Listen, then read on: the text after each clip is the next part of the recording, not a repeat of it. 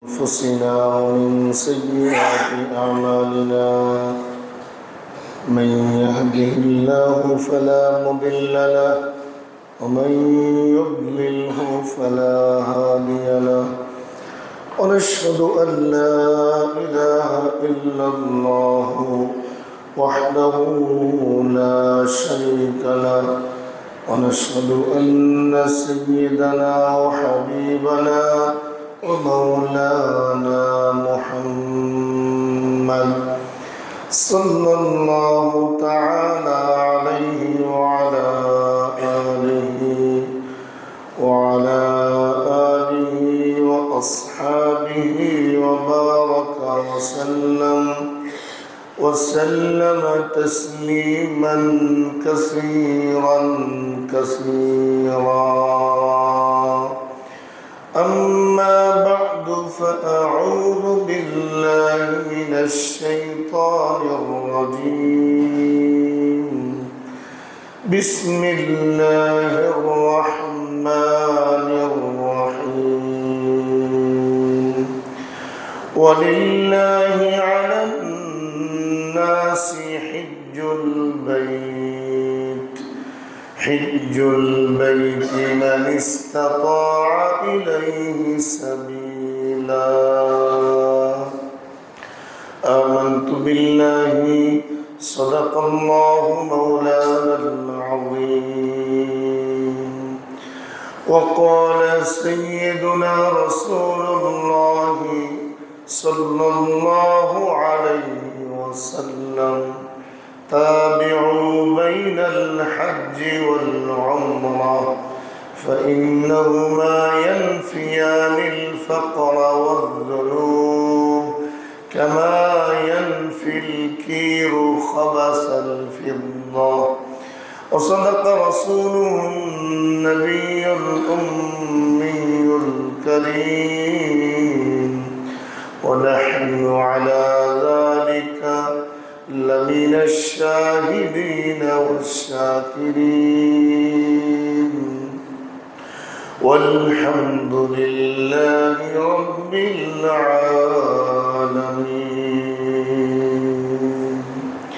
درود شريف قولي اللهم صل على محمد وعلى آل محمد كما صليت على إبراهيم وعلى آل إبراهيم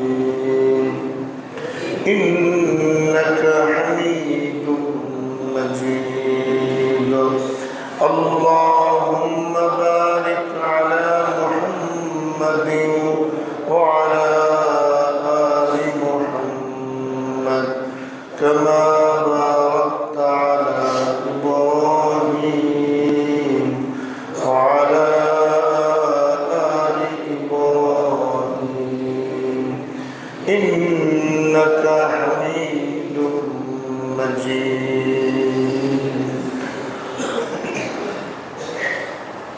وعن رب العالمين شاهد الأرباب অসংখ্য অগণিত এবং অপরন্ত শুকর যে দয়াময় মালিক আজ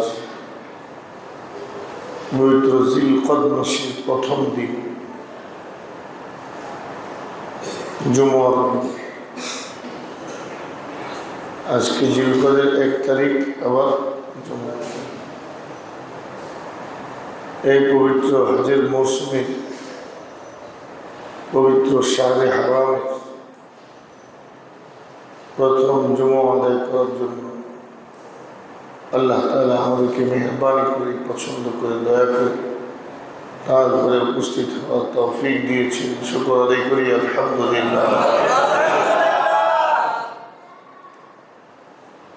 একটি কথা বহুবার আপনাদেরকে আমি বলেছি, অনেকবার প্রতি বৎসর বলি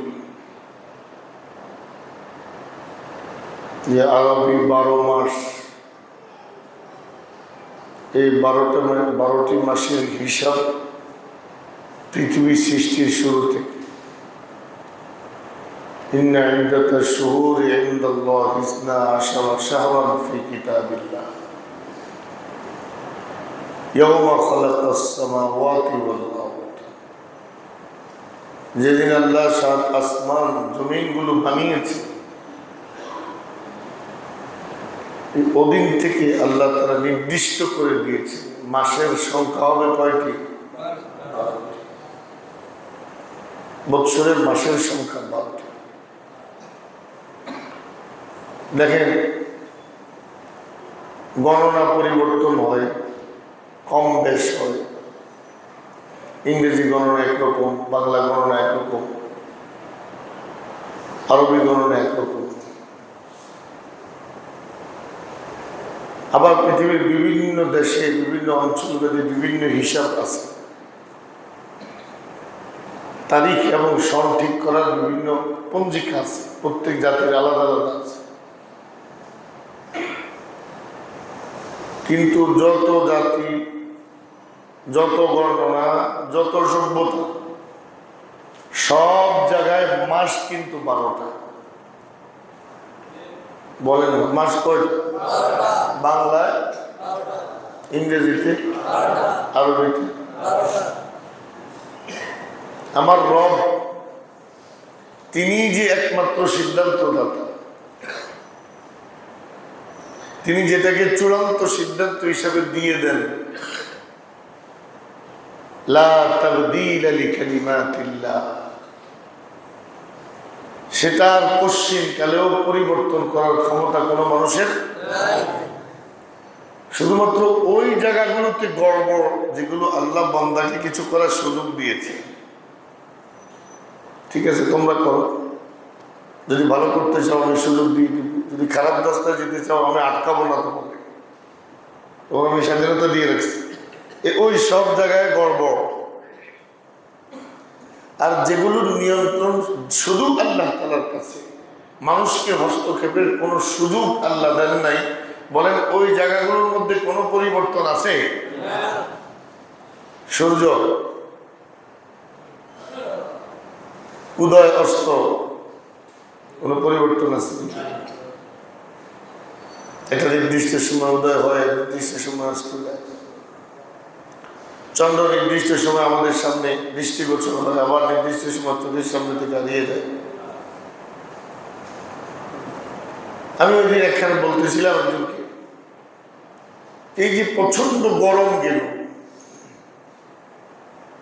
আপনি বলেন তো ভাই, শুধু এই মুরাদনগর সদর ইউনিয়নটা একদম ঘর বাইরে সব জায়গার আবহাওয়া শীতল করতে 15-16 ডিগ্রি বা 17 ডিগ্রি তাপমাত্রায় নামিয়ে আনতে কত কোটি এসি দরকার,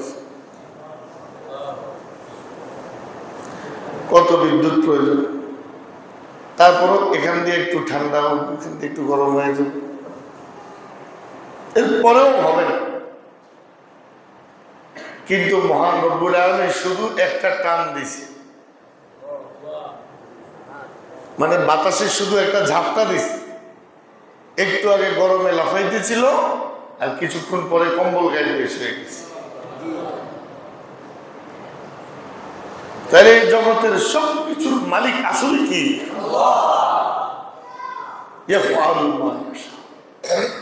তিনি যা চান তাই করুন।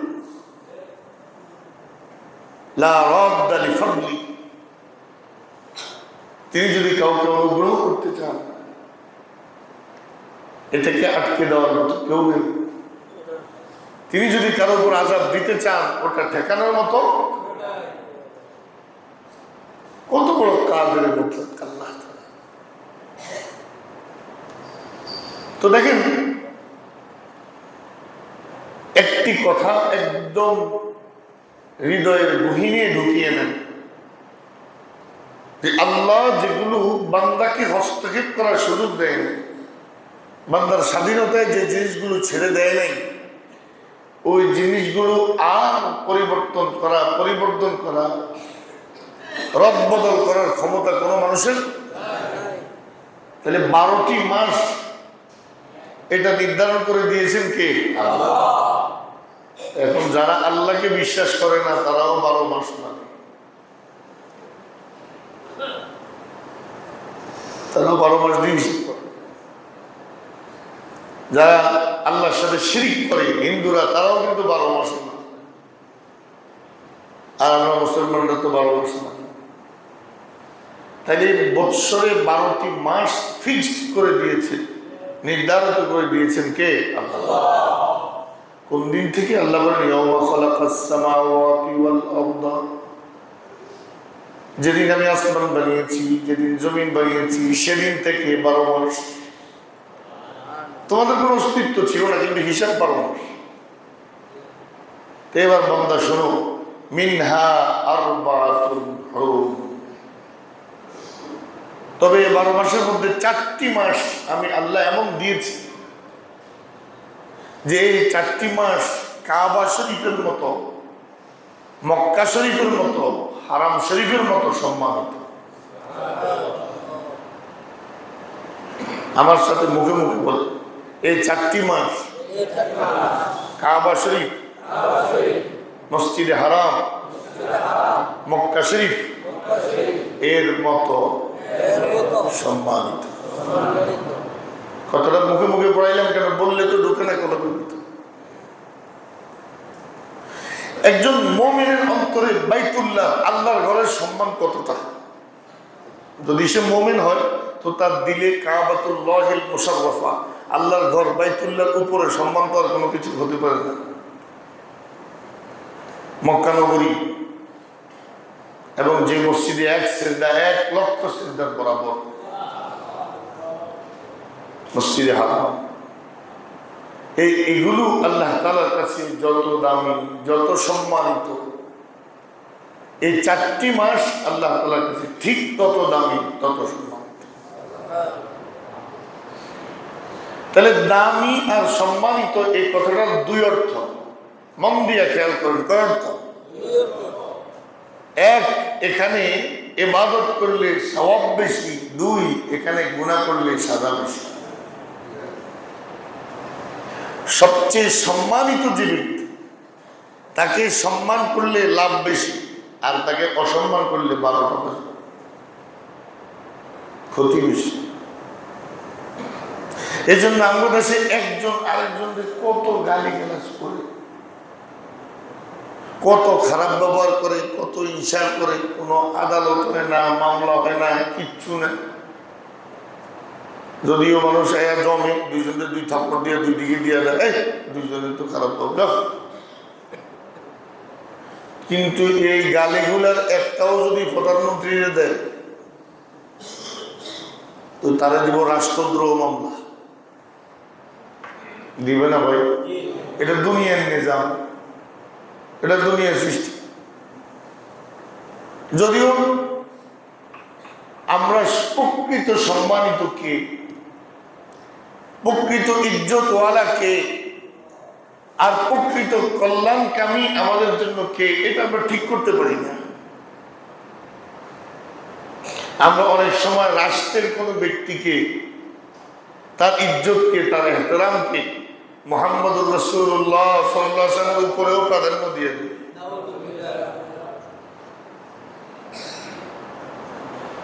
এই জন্য একজনকে আমি জিজ্ঞেস করছি, আমরা তাকের উপরে এটা কি? তো কোরআন শরীফ। আমি তো দেখতেছিলাম, জিজ্ঞেস করছি কি? কোরআন শরীফ। আমি বললাম উপরে এটা দিয়ে আপনার নেতার ছবি। এত তো ঘরের মধ্যে ছবি লাগানো হারাম। লা ইয়াদখুলুল মালাইকাতু লা তাদখুলুল মালাইকাতু বাইতান ফীহি কালবুন ওয়ালা সূরা। যে ঘরের মধ্যে ছবি আছে অথবা কুকুর আছে, ওই ঘরে তো আল্লাহর রহমতের ফেরেশতা আসেই না। তো যেই ঘরে আল্লাহর রহমতের ফেরেশতা আসে না, ওই ঘরে তো শুধু আল্লাহর আযাব আর গজবের ফেরেশতাই আসে। ওই ঘরে তো শুধু আল্লাহ লানতি পড়তে থাকে, রহমত তো আর ঢুকেই না। নিচে কোরআন শরীফটা রেখে উপরে না তার ছবিটা লাগাই, আমার তাস্তাহি, আপনার চোখে আল্লাহ একটু হায়াও দিছে, শরমও নাই। তো আমাদের অবস্থাটা হলো এই, আমার বাপ, আমার স্বামী, আমার ভাই, আমার নেতা গালি দিবে, তোমরা জিন্দা কবর দিব, আর মুহাম্মদুর রাসূলুল্লাহ সাল্লাল্লাহু আলাইহি ওয়াসাল্লামকে গালি দিছে না, ধরেও না, ঠিক বিচারও নেই।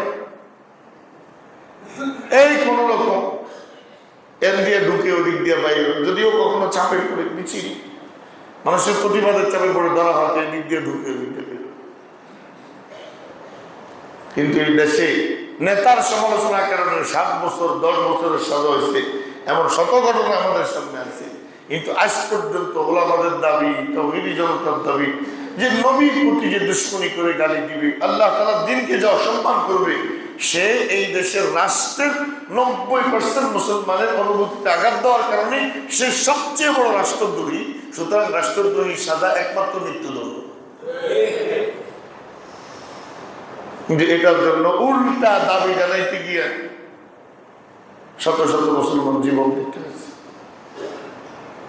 শাপলা চত্বর লালে লাল হয়ে গেছে মুমিনের পক্ষে, শুধু একটা দাবি যে রাসূলকে অসম্মান করবে তার মৃত্যুদণ্ডের আইন প্রণয়ন করা, বাস। আল্লাহ আমাদেরকে বুঝার তৌফিক।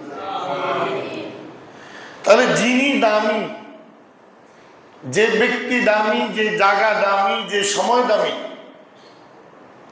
যে ব্যক্তি দামি, যে জায়গা দামি, যে সময় দামি, যে জিনিস দামি, এগুলোকে যদি দাম দেওয়া হয় নিজের দাম বাড়ে, আর এগুলোকে যদি অসম্মান করা হয় নিজের সব হারাতে হয়।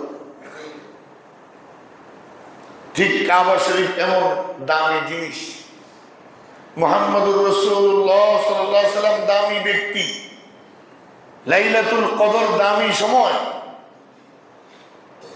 তাহলে দামি সময় আছে, দামি ব্যক্তি আছে, দামি জায়গা কাবাতুল্লাহিল মুশাররাফা, মক্কা মুকাররমা দামি জায়গা, দামি জায়গা, দামি ব্যক্তি, দামি সময়। আরেকটা কি বলছি? দামি জিনিস। এই 4 জিনিস, 4টি বিষয়, যে যত দাম দিবে সে তত দাম। যালিকা ওয়া মান ইউআযযিম শাআইরাল্লাহি ফাইন্নাহা মিন তাকওয়াল কুলুব।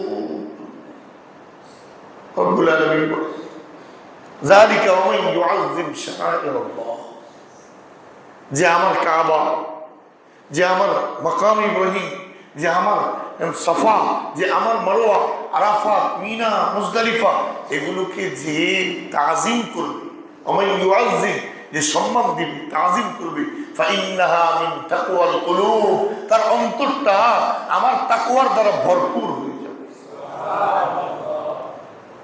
আমি তাকে তাকওয়ার নিয়ামত দিই, সে প্রকৃতপক্ষে মুত্তাকি, সে প্রকৃতপক্ষে মুত্তাকি। এজন্য ভাই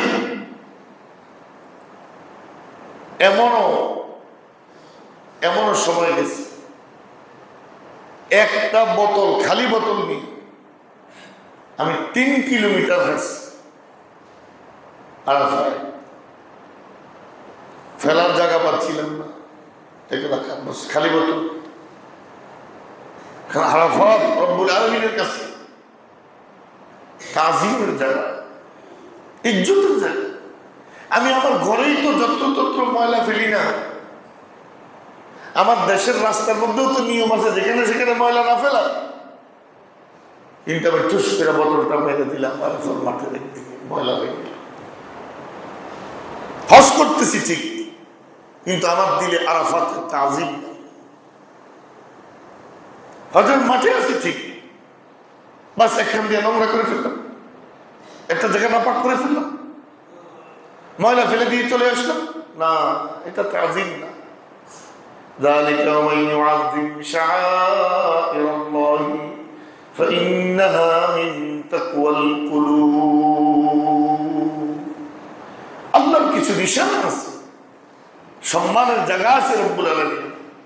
এগুলোকে সম্মান করার দ্বারা কলবে তাকওয়া আসে, নিজের মর্যাদা বড় হয়। মসজিদের দাম বক্স আসতেছে, একটু সকলে খেয়াল করে। মালিক ইবনে দিনারের সে বিখ্যাত ঘটনা আপনারা শুনেছেন, যে শুধুমাত্র কালিমা লেখা একটা কাগজ, একটা ছোট্ট কাগজ, এর মধ্যে লা ইলাহা ইল্লাল্লাহ মুহাম্মাদুর রাসূলুল্লাহ লেখা ছিল। তো বর্তমান অনেক বড় গুনাহগার নাফরমান ওই রাস্তা দিয়ে যাচ্ছিল, কিন্তু চোখের সামনে পড়ছে ওই কাগজ, আল্লাহর নাম লেখা, কিন্তু এটা জমিনে পড়ে আছে, কাদায় পড়ে আছে, ময়লায় পড়ে আছে। এটা উঠিয়েছে, পরিষ্কার করেছি, খুব যত্ন করে রেখেছি, আমার মালিকের নামটা যাতে অসম্মান না হয়। অথচ তার জীবনে তেমন কোনো আমলই নেই, নাফরমান গুনাহগার। কিন্তু রব্বুল আলামিন ওই নামের তাজিমের কারণে মালিক ইবনে দিনার, ওই জমানার সবচেয়ে বড় বুজুর্গ, তাকে আল্লাহ তাআলা স্বপ্নে বলছেন, মালিক, এ মালিক ইবনে দিনার, তুই আমি রবকে ইজ্জত করস, সম্মান করস, আমার গোলামি করস, কিন্তু এই এলাকার সবচেয়ে বখাটে যে লোকটাকে তোরা মনে করস, সে কাল আমার নামের ইজ্জতের কারণে আমি জান্নাতে তোদের দুইজনকে একসাথে দেব। এটা তো একটা বুজুর্গের অজ্ঞান, সহি হইতে পারে, সহি নাও হইতে পারে, কিন্তু দালাইলুন নবুওয়া বাইহাকি হাদিস এসেছে, ইমাম বাইহাকি রওয়ায়াত করেন, যে ব্যক্তি আল্লাহর নামের তাজিম করবে,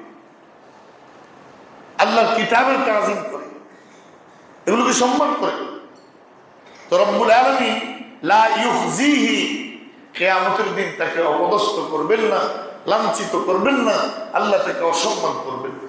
সুবহানাল্লাহ। আপনি আল্লাহ যেটাকে সম্মান দিয়েছেন, এটাকে সম্মান দিয়েছেন। আযিমু মা আযযামাল্লাহ, যেটাকে আল্লাহ সম্মান দেয় তুমি সেটাকে সম্মান দাও, কামিয়াবি পাও।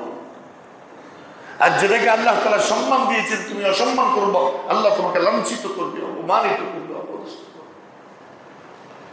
তাহলে এবার বলেন, কয়টি মাস সম্মানিত? ঘুমাইন না ভাই, কয়টি মাস? 4টি। এই শুরু হয়েছে জিলকদ, জিলহজ, মুহররম, টানা 3 মাস। জিলকদ, জিলহজ, আর হলো রজব, আর হলো কি এ মোট কয় মাস? দেখেন, প্রতিবার মনে করাই দিতে হয় আপনাদেরকে। আল্লাহ তাআলা কোরআন শরীফের মধ্যে বলেছেন, আশ-শাহরুল হারাম বিশ-শাহরিল হারামি ওয়াল হুরমাতু কিসাস। আশ-শাহরুল হারাম, এই জিলকদ মাসের কোরআনের নাম হলো আশ-শাহরুল হারাম। বলেন না, আরো জোরে, আরো জোরে, আশ-শাহরুল হারাম। আর শাহরের বহু বচন হলো আল আশহুর, আর হারামের বহু বচন হলো আল হুরুম। তো কোরআন শরীফে অন্য জায়গায় আছে আল আশহুরুল হুরুম, সম্মানিত মাস। তাহলে এই জিলকদ মাসের নাম, জিলকদ মাসের নাম, মুহররম মাসের নাম কোরআনের ভাষায় আশ-শাহরুল হারাম। বলেন না, মক্কা শরীফে যে মসজিদটা আছে, মসজিদে হারাম, যেখানে 1 রাকাত নামাজ পড়লে 1 লক্ষ রাকাতের সওয়াব, 1 লক্ষ রাকাতের বরাবর, ওই মসজিদটার নাম হলো আল মসজিদুল হারাম। বলেন না, যে মক্কা নগরী পৃথিবীর সর্বশ্রেষ্ঠ নগরী। ইন্না আউওয়ালা বাইতিন উদিআ লিন-নাস লাল্লাযী বিবাক্কাতা মুবারাকান ওয়া হুদাল লিল আলামিন। যে শহরটা সবচেয়ে বরকতময় শহর, পবিত্র শহর, দামি শহর, ইজ্জতওয়ালা শহর, এই শহরের নাম হলো আল বালাদুল হারাম। বলেন না, এই যে 3টা শব্দ মুখে মুখে পড়াইলাম, 3টা শব্দের 3টা জায়গার মধ্যে একটা শব্দের মধ্যে 3খানে মিল। আল হারাম, আল হারাম, আল হারাম। জিলকদ হলো আশ-শাহরুল হারাম, মসজিদ হারাম হলো আল মসজিদুল হারাম, আর মক্কা হলো আল বালাদুল হারাম। তা এবার আপনি কোরআন শরীফের দিকে তাকায়া বলেন, তিনও জায়গায় আল হারাম আল হারাম আল হারাম, ঠিক নি বলেন? তাহলে আল্লাহ বোঝাচ্ছেন কাবা আমার কাছে যদ্দুর সম্মানিত, মক্কা নগরী আমার কাছে যদ্দুর সম্মানিত, এই জিলকদ জিলহজ মুহররম রজব এই 4 মাস আমি আল্লাহর কাছে সমান সম্মানিত। তাহলে এবার বলেন আল্লাহর কাছে সমান সম্মানিত কথাটার অর্থ কি? অর্থ হলো এখানে ইবাদত করলে সওয়াব বেশি, নাফরমানি করলে সাজা বেশি। কথা কি বুঝাইতে পারছেন? তাহলে আল্লাহর কাছে সবচেয়ে সম্মানিত মসজিদ মসজিদে হারাম, এখানে ইবাদত করলে আবার বলেন ইবাদত করলে কত গুণ বেশি? 1 লক্ষ গুণ। বলেন কত গুণ বেশি? এবার যদি মসজিদে হারামে কেউ নাফরমানি করে, এখন অনেকেই বইলা লেছে ঠিক 1 লক্ষ গুণ সওয়াব যদি বেশি হয় তাহলে 1 লক্ষ গুণ আযাবও তো বেশি হবে। কথা এটা কিয়াস করছে, কিন্তু আল্লাহ তাআলা 1 লক্ষকে নির্দিষ্ট করে বলেন নাই, শুধু একদূর বলছেন আমাই ইউরিদু ফীহি বিইলহাদিন বিযুলমিন নুযিকুহু মিন আযাবিন আলীম। আল্লাহ বলেছেন শুধু এতটুকু বলেছেন যে হারাম শরীফে জুলুম করবে, অন্যায় করবে, অনাচার করবে, পাপাচার করবে, আমি তাকে সবচেয়ে যন্ত্রণাদায়ক আযাব দিব, যে আযাব তার কলিজা ছিঁড়ে ফেলবে, যে আযাব তার কলবের ভিতরে ঢুকে যাবে, যে আযাব তার অন্তরকে বিদীর্ণ করে দিবে, আমি তাকে এমন আযাব দিব। নাউযুবিল্লাহ। আযাবুন আলীম এই শব্দটা কোরআন শরীফে বহুবার ব্যবহার হয়েছে। আলীমুন শব্দের অর্থ হল মুলিমুন, যে সাজা মানুষের কলিজা ফাটিয়ে দেয়, যে আযাব মানুষের অন্তরকে ছিন্ন করে দেয়, ছিন্ন বিচ্ছিন্ন করে দেয়, ছিন্ন বিচ্ছিন্ন করে দেয়, অন্তরকে জ্বালিয়ে দেয়, কলব পর্যন্ত পৌঁছে, এটার নাম আযাবুন আলীম। আল্লাহ বলেছেন যে আমার হারামে নাফরমানি করবে তাকে আমি আযাবে আলীম দিব, নুযিকুহু মিন আযাবিল আলীম, আমি তাকে কঠিন আযাবের মজা বুঝাবো। নুযিকুহু মানে মজা বুঝাবো, স্বাদ বুঝাবো তাকে। তাহলে এবার বলেন মসজিদে হারামে বলেন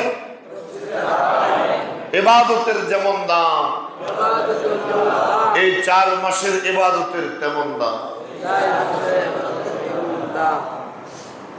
ইমাম ইবনে রজব রাহিমাহুল্লাহ বলেছেন লাতাইফের মধ্যে,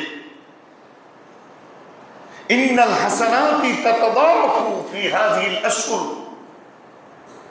কামা তাতাদাফু ফিল মসজিদিল হারাম।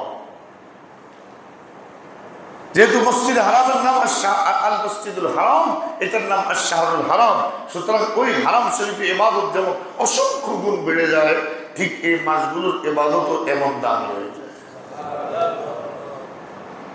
আর এই মাসগুলোতে গুনাহ আর নাফরমানি, এই মাসগুলোতে অপরাধ, গুনাহ আর নাফরমানি আল্লাহ তাআলা সবচেয়ে কঠিন গুসা নিয়ে আসে। আল্লাহ বলেছেন ফালা তাজলিমু ফীহিন্না আনফুসাকুম। আমার সাথে সাথে যদি আয়াতটা পারেন একটু পড়েন না, ফালা তাজলিমু ফীহিন্না আনফুসাকুম। আল্লাহ বড় দরদ নিয়ে আমাদেরকে বলে, বড় মায়া নিয়ে আল্লাহ আমাদেরকে বলে, এ আমার বান্দা ফালা তাজলিমু ফীহিন্না আনফুসাকুম, খবরদার খবরদার, এই 4 মাস আমার কাছে বড় দামি, বড় ইজ্জতওয়ালা, বড় সম্মানিত। এগুলোতে নিজের উপর নিজে জুলুম করিস না, এগুলোতে নিজের পায়ে নিজে কোড়াল মারিস না, এই মাসগুলোতে নিজকে নিজে ধ্বংসের দিকে ঠেলে দিস না, এই মাসগুলোতে নিজেকে নিজে বরবাদ করিস না। হুকুম দিয়েছেন কে? খবরদার। আল্লাহ বলেন খবরদার, ফালা তাজলিমু ফীহিন্না আনফুসাকুম। তুই তো জবানে লাগাম লাগাই দিবি। এখন জিদ কর, আমি অন্যায় করতে পারি না, আমি গুনাহ করতে পারি না, আমি মিথ্যা কথা বলতে পারি না। এখন জিলহজ মাস, এখন মুহররম মাস, এটা আমার রবের মাস, সম্মানিত মাস। আপনাদেরকে আগে একটা ওয়াকিয়া বলছি, আজকে স্মরণ করে দিই। এই 4টা মাস এমন মাস ছিল মক্কার মুশরিকরা যারা কাবার ভিতরে 360টা মূর্তি ঢুকেছে, বাইতুল্লাহকে কলঙ্কিত, বাইতুল্লাহকে নাপাক করেছে, অসম্মান করেছে, যে লোকগুলো আল্লাহর সাথে শিরক করত, এমন কোন অন্যায় অপরাধ নাই যা তাদের সমাজে ছিল না। কিন্তু জিলকদ, জিলহজ, মুহররম, রজব এই 4 মাস যখন আসতো, এই মুশরিকরা পর্যন্ত চুরি ছেড়ে দিত, ডাকাতি ছেড়ে দিত, জেনা ছেড়ে দিত, বোতল ছেড়ে দিত, যত ধরনের বাটপারি আছে ছেড়ে দিত, বিশেষ করে যুদ্ধ বিগ্রহের নামও লইত। সুবহানাল্লাহ কোন নামে? 7 দিন পর্যন্ত ডাকাত না খেয়েছিল, তারিখের কিতাব এসেছে। শুধু পানি 1-2টা খেজুর খেয়ে তার সামনে নিয়ে তিজারতের কাফেলা যাচ্ছে, ব্যবসার কাফেলা যাচ্ছে, তার বিরাট ডাকাত বাহিনী তৈয়ার, দস্যু মরুভূমিতে ডাকাতি করে। একজন তাকে বলল, তুমি কি ভালো হয়ে গেছো না? আমি ভালো হই নাই, তবে আল্লাহ থেকে বড় হই নাই। দেখেন বেদুইন কি বলে, আমি ভালো হই নাই, তবে আল্লাহ থেকে বড় হয়ে যায় নাই, যে আল্লাহ যে মাসকে সম্মানিত করছে এই মাসকে আমি কলঙ্কিত করব, এত বড় হই নাই। আমি ডাকাত হইলেও এত বড় ডাকাত হই নাই। এই মাসে কারো গায়ে হাত তোলা যাবে না, কাউকে আঘাত করা যাবে না, এটা মালিকের সম্মানিত মাস। সুবহানাল্লাহ।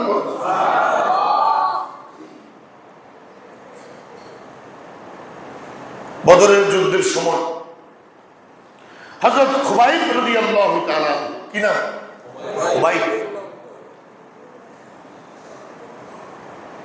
তিনি হারেস নামে মক্কার এক কাফেরদের লিডারকে হত্যা করছে। তার নাম কি? হারেস। কি নাম? বড় নেতা। পরবর্তীতে হযরত খুবাইবকে একটা ষড়যন্ত্রের মার কাছে ফেলে, লম্বা হাদিস, এর পুরো হাদিস শোনানোর সময় নেই, বুখারীতে অনেক লম্বা হাদিস। এটা ষড়যন্ত্রের মার কাছে ফেলে হযরত খুবাইবকে একদল লোক গ্রেফতার করে মক্কার বাজারে গোলাম বানিয়ে বিক্রি করার জন্য নিয়ে গেছে।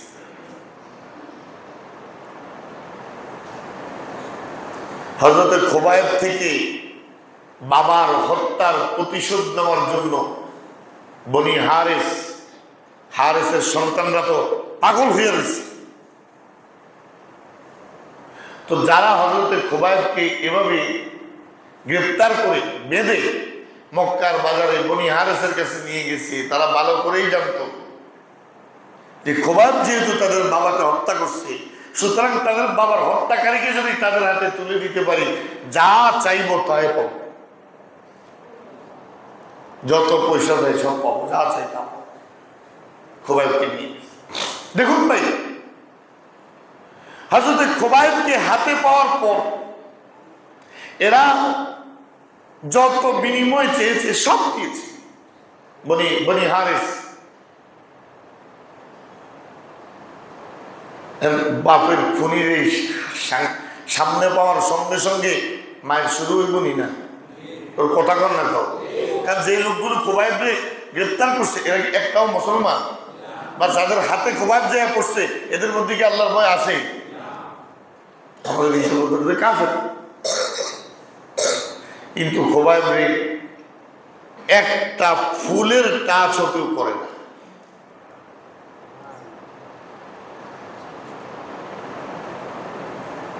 কারণ কি?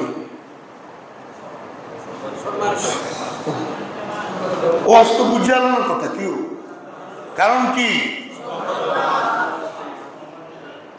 এই তখন জিলকদ অথবা জিলহজ চলতেছিল, গায়ে হাত দিবে না। ইমাম বুখারী রাহমাতুল্লাহি আলাইহির বর্ণনা মতো এবং ইমাম কাসতালানী বুখারী শরীফের ব্যাখ্যা গ্রন্থ আল্লামা ইমাম কাসতালানী ইরশাদুস সারির মধ্যে এই কথাকে প্রাধান্য দিয়েছেন। ওটা ছিল মুহররম, মানে এই 3 মাসের লাগাতার 3 মাসের 1 মাস পুরা মাস খুবাইবকে বন্দি করে রাখছে, গায়ে হাত দেয় নাই, হত্যা করে নাই। যদিও বাবার হত্যাকারী হোক, এই মুহররমে রক্তপাত করা যাবে না। আল্লাহু আকবার কন্যা। কেমন সম্মান তাদের অন্তরে এই মাসে। মুশরিক কাফের বাপের হত্যাকারীকে হাতে পাইছে, কোটি কোটি টাকা দিয়ে হত্যাকারীকে কিনছে, কিন্তু গায়ে হাত দিচ্ছে না। কারণ এই মুহররম আল্লাহ সম্মান দিয়েছেন, এই জিলকদকে মালিক সম্মান দিয়েছেন, এই জিলহজকে মালিক সম্মান দিয়েছেন। এই মাসে রক্তপাত করা যাবে না। বন্দী করে রাখছে। যখন মুহররম যায় সফরের 1 তারিখ আসছে, এবার খুবাইবকে নিয়ে শুনিতে চলেছে বাপের হত্যার বদলা। হযরত খুবাইব রাদিয়াল্লাহু তাআলা আনহু তো এমন মানুষ, হযরত খুবাইব তো এমন মানুষ যিনি দুনিয়ায় বসে বসে প্রত্যেক দিন জান্নাতের ফল খাইতেন। সহিহ বুখারী হাদিস, হারিসের এক মেয়ে বলে, আমি দুপুর বেলায় খুবাইবের কামরার সামনে গিয়ে দেখি, খুবাইব তো বন্দী, হাত বাঁধা, পাও বাঁধা, وفي يده قطفة عنب। আমি দেখলাম খুবাইবের হাতের মধ্যে তাজা তাজা আঙ্গুরের থোকা। আমা বিমাক্কাতা মিন ইনাবিন। তখন আমাদের গর্ত দূরের কথা, পুরা মক্কার কোন জায়গায় কোন আঙ্গুরের নিশানাও নাই। খুবাইবের হাতে তাজা তাজা আঙ্গুর, খুবাইব বসে আয়েশ করে সামায়া খায়। ইমাম বুখারী রওয়ায়াত করছেন, সহিহ বুখারী। তো ওই কাফেরের মেয়ে বলে, যাকা রিজকুন রাযাকাহুল্লাহু আলা খুবাইব। আমি বুঝে গেছি এটা রব্বুল আলামিনের পক্ষ থেকে খুবাইবের জন্য পাঠানো স্পেশাল নিয়ামত, স্পেশাল রিজিক। কেমন সাহাবী, শরীরে উঠে দিছে, ফাঁসি দিয়ে দিবে। হারিসের এক ছেলে আগে কয়, আতুহিব্বু আন্না মুহাম্মাদান মাকানাহু। তুমি কি এটা পছন্দ করবা যে তোমাকে ছেড়ে দেই আর তুমি মুহাম্মদকে ধরায়া দাও, তোমার পরিবর্তে তারা ফাঁসি দিয়ে দিই? তুমি কি এটা মানবে? এটাতে রাজি কিনা তুমি? তাহলে তোমরা ছেড়ে দিব। হযরত খুবাইব বলেন, একদম মুচকি হেসে দিয়ে বলেন, ওই শুলির মধ্যে থেকে আমার মতো হাজার খুবাইবের জীবনের বিনিময়ে নবীর কদমে একটা কাঁটা বিদ্ধ হবে, এটাও আমাদের পক্ষে বরদাস্ত করা সম্ভব।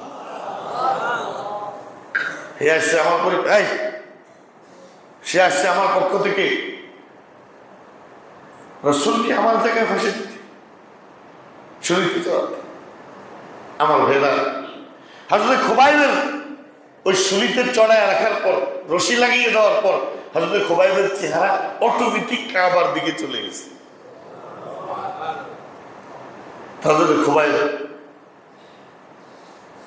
খুব মনের খুশিতে, মানে কাবার দিকে চেহারাটা ঘুরে গেছে, তো মনের খুশিতে বাইতুল্লাহর দিকে যেহেতু আছে, কোরআন শরীফের আয়াত তেলাওয়াত করতেছে, ফাওয়াল্লি ওয়াজহাকা শাতরাল মাসজিদিল হারাম।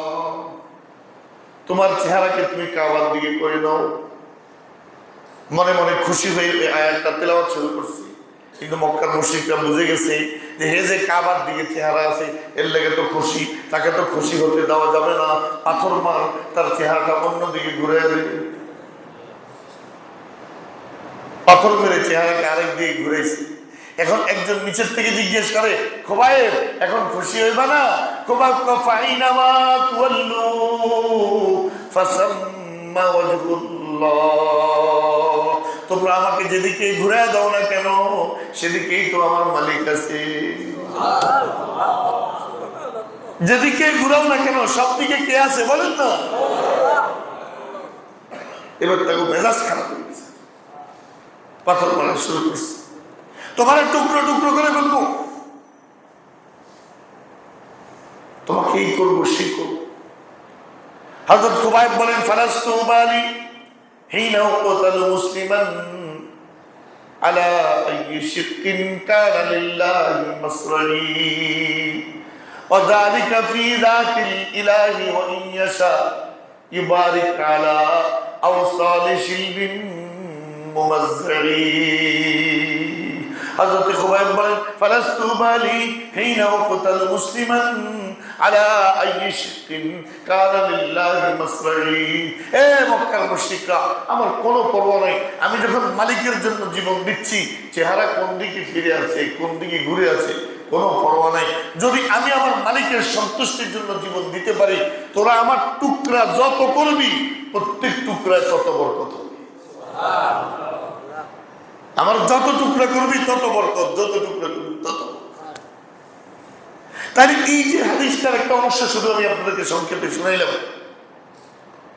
বলেন তো এই 4টা মাস আল্লাহর কাছে কতটা সম্মানিত হলে, আর মক্কার মুশরিকরাও এই 4 মাসের মর্যাদা কদ্দুর বুঝে থাকলে নিজের বাপের হত্যাকারীকে পায়ও গায়ে হাত দেয় না, শুধুমাত্র শাহরে হারামের কারণে। সুবহানাল্লাহ। কিন্তু আমি আর আপনি, আমরা মুশরিক না, আমরা মুসলমান, আলহামদুলিল্লাহ বলেন। আমরা ঈমানওয়ালা, কিন্তু শাহরে হারামের মধ্যে মিথ্যা কথা বলি, শাহরে হারামের মধ্যে ওজনে কম দিই, শাহরে হারামের মধ্যে অন্যকে ধোঁকা দিই, শাহরে হারামের মধ্যে মুসলমান জেনা করে, নেশা করে, হারাম কাজ করে, জুলুম করে। বলেন করেন কি না? তো কমপক্ষে এই দিক থেকে তোমার চেয়ে 1000 গুণ ভালো ছিল মক্কার মুশরিকরা। কারণ তারা তো এই মাসগুলোকে সম্মান করত, তারা তো এই মাসগুলোকে তাজিম করত। তাহলে একটা সিদ্ধান্তে পৌঁছাই আমরা, আমার সাথে সাথে আমরা সকলে মিলে, যে এই যে লাগাতার 3 মাস জিলকদ, জিলহজ, মুহররম, এই 3 মাসে আমি আমার রবের এক পলক নাফরমানি করব না ইনশাআল্লাহ। সবাই বলেন না ইনশাআল্লাহ? তাহলে রব আমার ইজ্জত, আমার সম্মান, আমার মর্যাদা শুধু বাড়াতেই থাকবেন, বাড়াতেই থাকবেন। কারণ এই মাসগুলোকে রব দিয়েছেন আমাদের মর্যাদাকে লাখো গুণ বৃদ্ধি করার জন্য। মনের মধ্যে তাকিদা রাখবেন, এই জিলকদের চাঁদ উঠে গেছে, এখন যদি আমি একটা রোজা রাখি, নফল রোজা রাখি, যদি আমি এই জিলকদ মাসে একবার তাসবিহ পড়ি, যদি আমি এই জিলকদ মাসে 2 রাকাত নফল নামাজ পড়ি, তাহলে আমার রব যেহেতু বলেছেন মসজিদে হারাম আর শাহরে হারাম সমান সম্মানিত, আশা করা যায় হারাম শরীফের ইবাদতের সমান সওয়াব আল্লাহ ঘরে বসে আমাকে দিয়ে দেবেন। তাসবিহ বেশি বেশি, ইস্তেগফার বেশি বেশি, দুরূদ শরীফ বেশি বেশি, আর কিচ্ছু না হোক এই জিলকদ মাসের 13, 14, 15 3টা রোজা রাখি। আর মনে হয় 13, 14 ভাইরা, শাহরে হারাম এবং আশরে হুরুমের ফাজাইল এর বারাকাত নিয়ে আগেও বহুদিন বহু বয়ান করছি। আজকে এত লম্বা বিষয় বলার ইচ্ছা ছিল না, কিন্তু আমাদের কথা যেহেতু এসেই গেছি, মাস যেহেতু 3টা একসাথে এসে গেছে, আবার হজের মৌসুম। কিসের মৌসুম বলেন না? বাংলাদেশের গতকাল হজের প্রথম ফ্লাইট সৌদি আরব গেছে 410 জন হাজিকে নিয়ে। তারা তো এহরাম বেঁধে লাব্বাই করার কিন্তু ছুটে চলেছে। কাফেলা মক্কার প্রান্তরে রওনা হয়ে গেছে।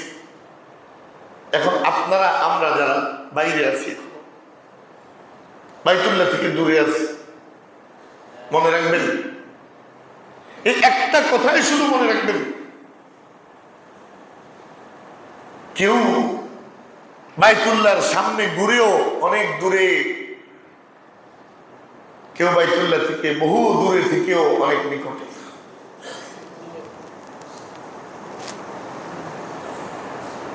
কেউ নবীর রওজার সামনে দাঁড়িয়েও বহু দূরে, আর কেউ হাজারো মাইল দূরে থেকেও নবীর কলিজার ভিতরে।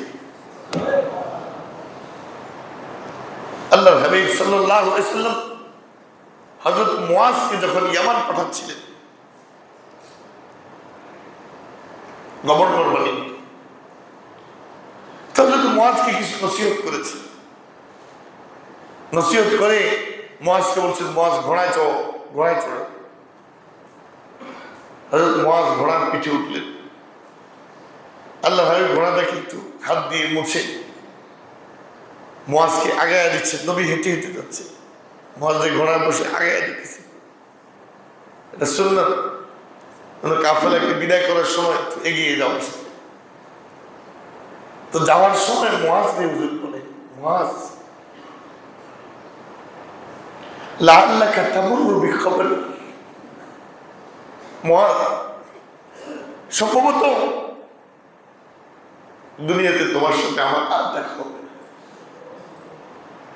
মুয়াজ সম্ভবত তুমি যখন ইয়ামান থেকে ফিরে আসবা তখন হয়তো আমার কবরের কাছে দিয়ে যাইবা, হয়তো আমার কবরের নিকট দিয়ে যাবে। সঙ্গে সঙ্গে লাফ দিয়ে মুয়াজ ঘোড়া থেকে নেমে গেছে। ইয়া রাসূলুল্লাহ, আমি আপনাকে ছেড়ে কোথাও যাব না, আমার ইয়ামান লাগবে না, আমার গভর্নমেন্ট লাগবে না, আমি আপনার কদমে পড়ে থাকবো, কোথাও যাব না। হুজুর বলেন, মুয়াজ তুই মনে করো তুমি ইয়ামান চলে গেলে আমার থেকে দূরে সরে যাবে? না না মুয়াজ, যে আমি নবী ইত্তেবা করি, আমার অনুসরণ করে, আমার মহব্বত অন্তরে লালন করে, আমার সুন্নত অনুযায়ী চলে, আমার আদর্শ অনুযায়ী জিন্দগি বানায়, সে যত দূরেই থাকুক না কেন সবসময় আমি নবীর অন্তরেই থাকবে। আর যে আমার আদর্শকে জলাঞ্জলি দেয়, আমার রওজার সামনে এসে দাঁড়ায়, আমার সবুজ গম্বুজের নিচেও যদি এসে দাঁড়ায়, সে আমার থেকে বহু দূরে, বহু দূরে, বহু দূরে। এই জন্য আপনি কাবা থেকে দূরে, আপনি আপনার অন্তরটাকে বাইতুল্লাহ পাঠিয়ে দেন, আপনার দিলটাকে আরাফায় পাঠিয়ে দেন। একটু ছটপট অবস্থা আপনার ভিতরে তৈরি হোক, একটু বেকারার অবস্থা আপনার ভিতরে তৈরি হোক।